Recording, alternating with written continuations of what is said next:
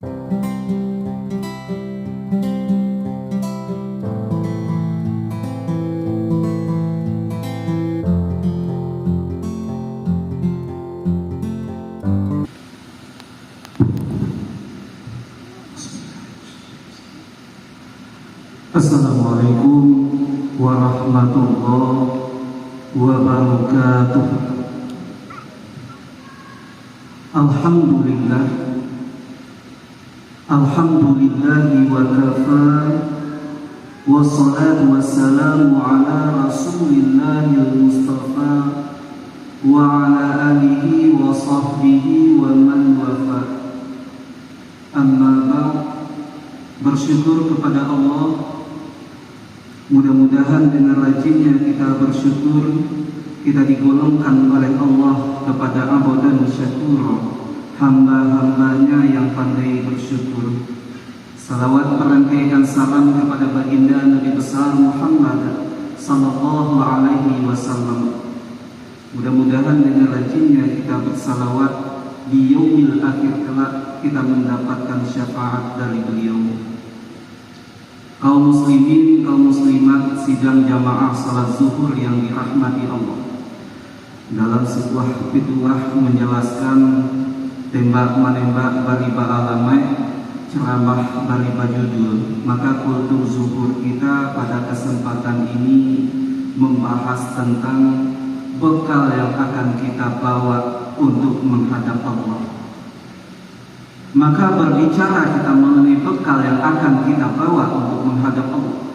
Bekal tersebut tiada lain, tiada bukan bekal yang selama ini kita kumpulkan, ibadah yang selama ini kita kerjakan, sholat yang selama ini kita dirikan, bacaan Al-Quran yang selama ini kita lantunkan, zikir-zikir yang selama ini kita sebutkan, dan amal soleh yang selama ini kita perbuat, yang tujuan akhirnya tiada lain dan tiada bukan adalah kita ingin mendapatkan tempat terbaik nanti, yakni di surganya Allah.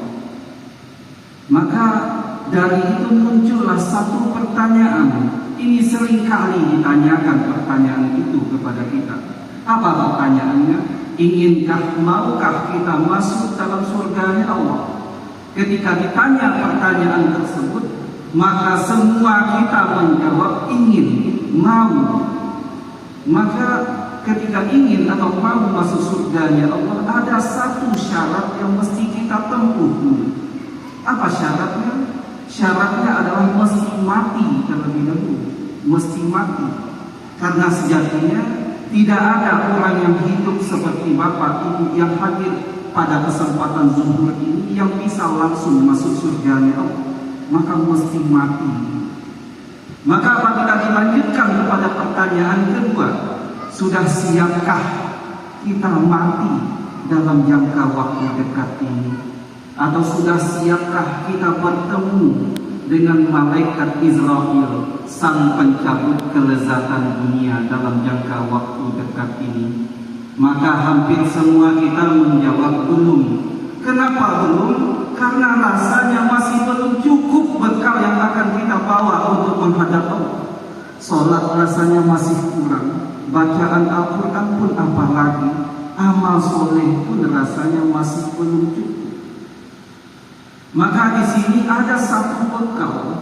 Bekal ini yang ditunjukkan oleh Rasulullah kepada umatnya, supaya dia mendapatkan bekal yang terindah di penghujung hayatnya. Apa bekal tersebut? Rasulullah bersabda, lakimu mau ta'akum la ilaha illallah. Hendaklah ditalkinkan, hendaklah diajarkan kepada orang yang sedang sakaratul maut atau yang sedang berada di penghujung hayatnya, supaya dia mengucapkan kalimat la ilaha illallah. Karena sejatinya janji dari Allah melalui lisan nabinya, man kana akhiru kalamihi la ilaha illallah dakhala jannah. Siapa saja yang di akhir lisannya, di akhir hayatnya, dia mengucapkan kalimat la ilaha illallah, maka pasti dia masuk surga. Kalaulah disuruh kita yang hadir pada kesempatan zuhur ini, dites kita satu per satu, disuruh mengucapkan kalimat la ilaha illallah, maka pasti gampang, mudah lisan kita untuk mengucapkan kalimat tersebut. Namun, andai kata dihadapkanlah kepada orang yang sedang sakaratul maut tadi, maka pasti akan berbeda ceritanya. Andai kata diizinkanlah oleh Allah orang yang sedang sakaratul maut tadi bicara, maka pasti kata-kata pertama yang keluar dari lisannya adalah rintihan kesakitan, teriakan kesakitan, karena begitu dahsyatnya, begitu sakitnya proses sakaratul maut itu. Maka wajar balasan yang diberikan oleh Allah melalui lisan nabinya, pasti dia masuk surga. Nah, lantas tidak apa kiranya kita tambah satu doa lagi. Apa doanya? Doa yang biasa, yakni ya Allah, jadikanlah akhir hayat hamba akhir hayatnya husnul khatimah. Ya Allah, jadikanlah akhir lisan hamba mengucapkan kalimat la ilaha illallah. Nah, kembali ke kaji awal tadi, andai kata terjadi kemalangan tadi di tengah keluarga kita, di tengah masyarakat kita, sesuai dengan fitulah malang dan sakijo mato mujuan dan sepanjang hari, terjadi kemalangan itu, bagaimana cara kita membimbingnya supaya dia bisa mengucapkan kalimat tersebut? Kadangkala seringkali kita sering salah kaprah mengajarkannya. Kadang kita hadir berdua bertiga di hadapan orang yang sedang sakaratul maut, yang salah satu sibuk meletakkan Al-Quran ke atas kepala si calon mayat. Kalau kita lihat apakah masih bisa dia membaca Al-Quran? Tentu jawabannya tidak. Yang satu sibuk untuk menyuruh banyak zikir, banyak sebut kalimat ini itu, sehingga membuat suasana tadi hidup. Apakah tuntunannya seperti ini? Tentu jawabannya tidak. Nah, lantas bagaimana cara kita membimbingnya?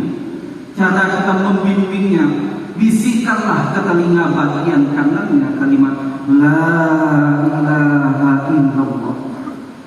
Atau bisa dengan kalimat sapaan, wahai ayah, wahai ibu, ucapkanlah kalimat la ilaha illallah. Insya Allah surga menantimu. Maka apabila sudah diucapkannya kalimat tersebut, maka cukup, jangan ada kata-kata lain setelah itu.